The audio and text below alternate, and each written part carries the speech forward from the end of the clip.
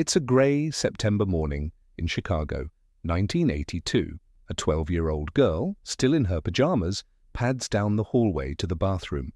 She has a runny nose, a scratchy throat, nothing her parents haven't seen before. She twists open a familiar red and white bottle. The plastic cap pops, the cotton ball comes out. She swallows one capsule with a gulp of water. Moments later, she collapses.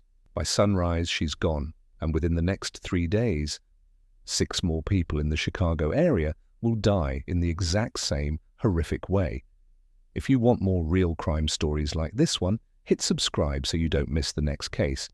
The case would become one of the most infamous unsolved crimes in American history. The Tylenol Murders. 7 healthy people, ranging from a bright-eyed schoolgirl to a glamorous flight attendant, all struck down without warning. The cause? Ordinary bottles of extra-strength Tylenol purchased from regular stores, trusted by millions, but laced with lethal doses of potassium cyanide. It wasn't a serial shooter or a serial strangler. The killer never even met most of the victims.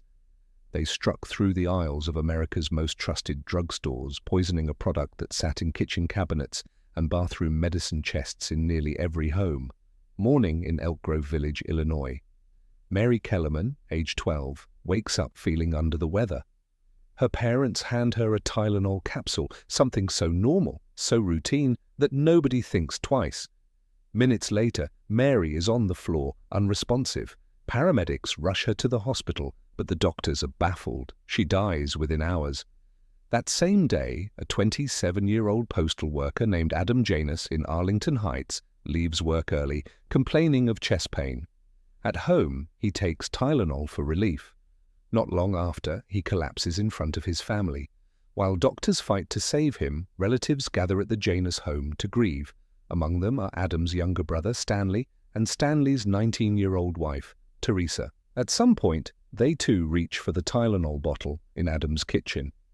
By nightfall, Stanley is dead. Teresa clings to life for another day before succumbing to the same mysterious illness.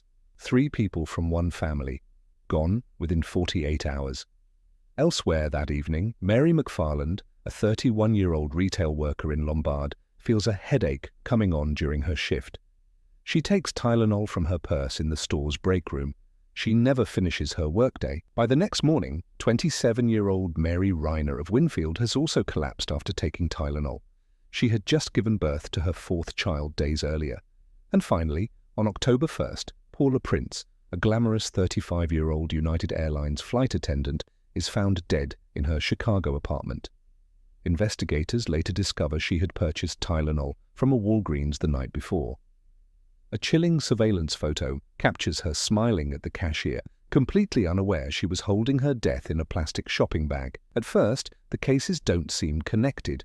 Different hospitals, different towns, different walks of life. But Arlington Heights police begin comparing notes with Elk Grove Village and Lombard.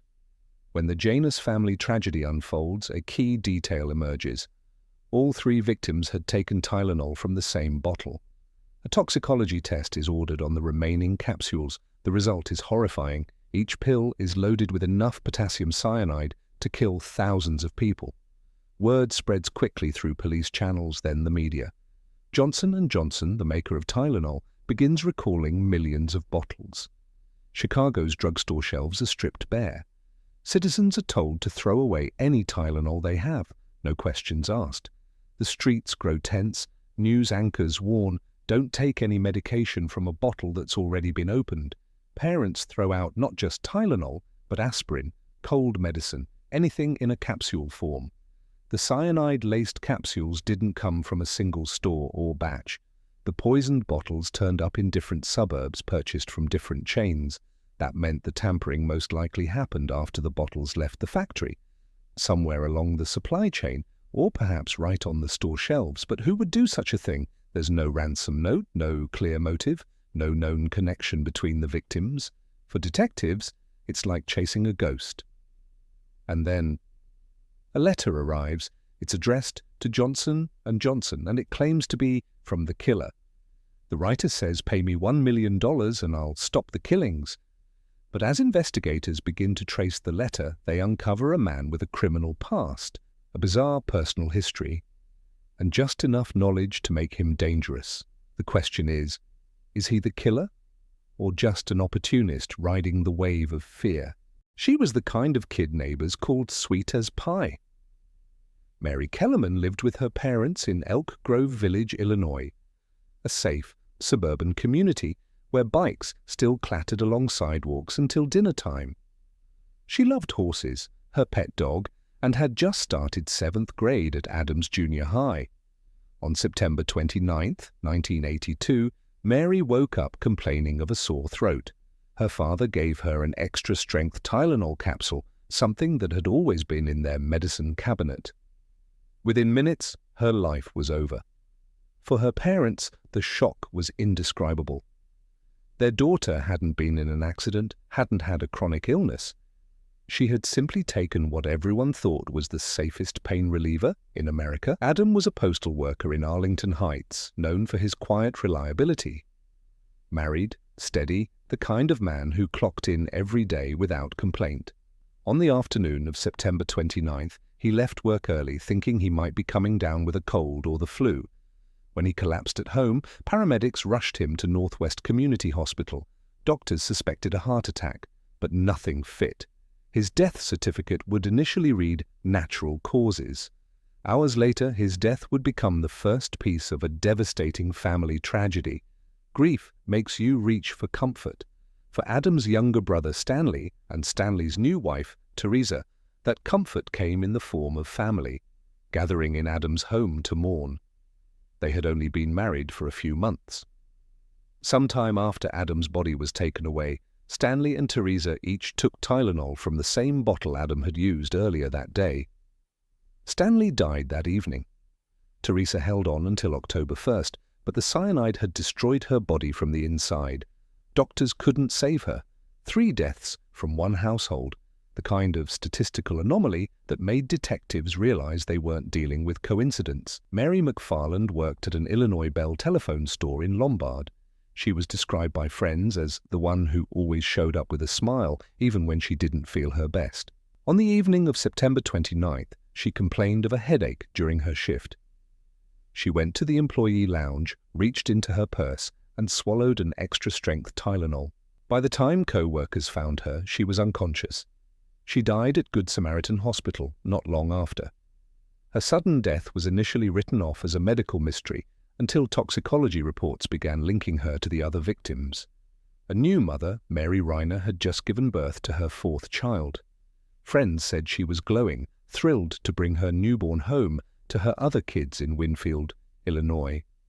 On September 30th, she wasn't feeling well, likely a postpartum headache or muscle pain. She took Tylenol and collapsed shortly afterward. She died the same day, leaving behind a devastated husband and 4 children under the age of 6. If Mary Kellerman's death embodied innocence lost, Paula Prince's became the public's image of sudden, random vulnerability. Paula was a United Airlines flight attendant based in Chicago. She loved travel, fashion, and nights out in the city. On September 29th, after returning from a trip, she stopped at a Walgreens on North Wells Street. Surveillance cameras captured her smiling at the cashier, a bottle of extra-strength Tylenol among her purchases. The next day, her sister grew concerned when Paula missed a dinner date. Police found her lifeless in her apartment, the Tylenol bottle open on her bathroom counter. 7 lives, different backgrounds, different neighborhoods, all linked by a product meant to heal. Mary Kellerman never got to finish middle school. Adam Janus never saw another payday. Stanley and Teresa never celebrated their first wedding anniversary. Mary McFarland never clocked out from work. Mary Reiner never tucked her newborn in again. And Paula Prince never boarded another flight. Their only connection, they all trusted Tylenol. In the days after the deaths, Chicago area households were gripped by paranoia. Parents checked and rechecked medicine labels, store shelves were cleared, schools sent warnings home with children. For the families, the grief was mixed with a gnawing need for answers. Who could do something so random and so cruel? The police? The FDA and Johnson & Johnson all scrambled to find the source before anyone else died. The victims' faces began to appear on nightly news broadcasts, side by side. And with each new name added to the list, the sense of urgency and terror only grew. But as authorities zeroed in on the contaminated bottles, they realized the scope of the crime was unlike anything they'd ever seen before. And the hunt for the poisoner would lead them into a maze of false leads, strange suspects, and a chilling letter that seemed to come straight from the killer. The public warning is chilling. Do not take Tylenol. Do not open the bottle. Destroy it. People begin pouring their medicine cabinets into the trash. Hospitals are swamped with worried citizens who've taken Tylenol recently and fear they might be next. News anchors deliver updates almost hourly. The city shifts into a state of paranoia. A killer is out there, but there's no face, no location, and no clear motive. Was this a disgruntled Johnson & Johnson employee, a random psychopath, someone with access to the distribution chain? The randomness made it feel almost supernatural. How could anyone protect themselves if the danger was sitting on a pharmacy shelf looking identical to the safe bottle in your own home? And then a letter arrives at Johnson & Johnson headquarters. The author claims to be the one responsible. They demand $1 million to stop the killings. They even sign the note, Tylenol Killer. But when investigators track the letter, the trail leads to a man with a criminal record, a history of cons, and a knack for inserting himself into chaos. The problem is, he's 1,000 miles away from Chicago. Could he really have been the one slipping cyanide into those bottles? By the time Paula Prince's body is found in her Chicago apartment, the connections are undeniable. Multiple victims, different suburbs, all dead after taking extra-strength Tylenol. Police, the FBI, and the Illinois Attorney General's office launch a joint task force. Every law enforcement radio crackles with the same words: Tylenol, cyanide, mass poisoning. At Johnson & Johnson's headquarters in New Jersey, executives are on conference calls with Chicago officials.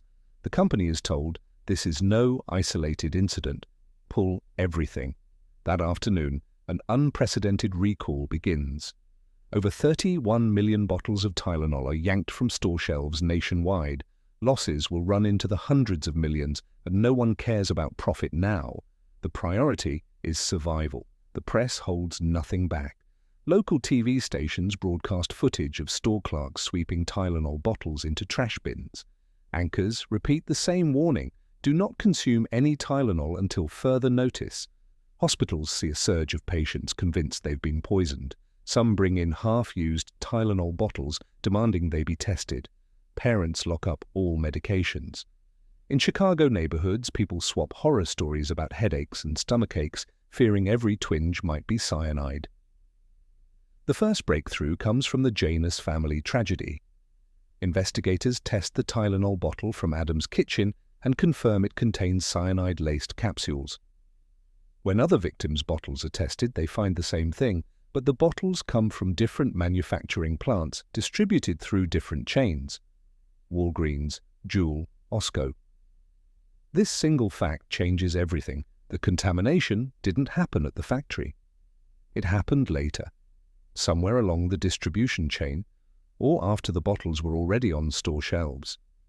That means the killer could have simply walked into stores, opened bottles, swapped out capsules for cyanide-laced ones, and walked away. The randomness makes it nearly impossible to predict where they might strike next.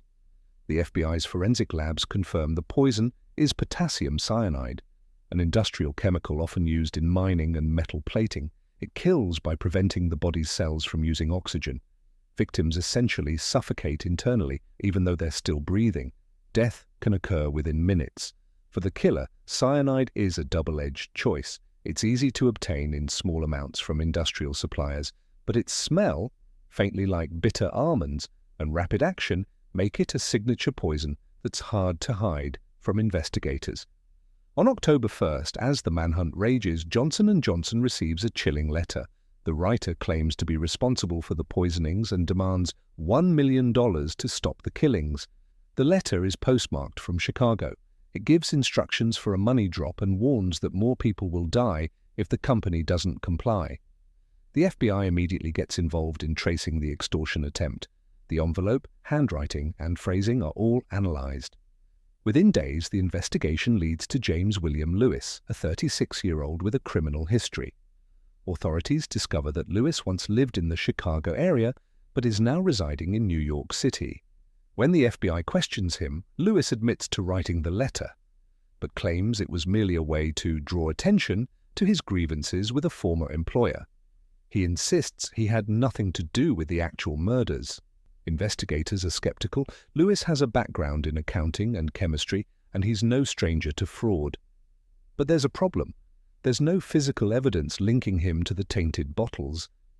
And during the week of the poisonings, he was hundreds of miles away. In Chicago, police are also eyeing Roger Arnold, a 48-year-old amateur chemist who worked in a warehouse near where some of the poisoned bottles were sold. Arnold reportedly made comments about the poisonings in bars, and police discover cyanide and gunpowder in his home. But again, no direct link to the Tylenol bottles is found. The pressure on Arnold becomes intense. He loses his job, his reputation is destroyed, and in 1983, in a fit of paranoia, he murders a man he mistakenly believes tipped off police about him.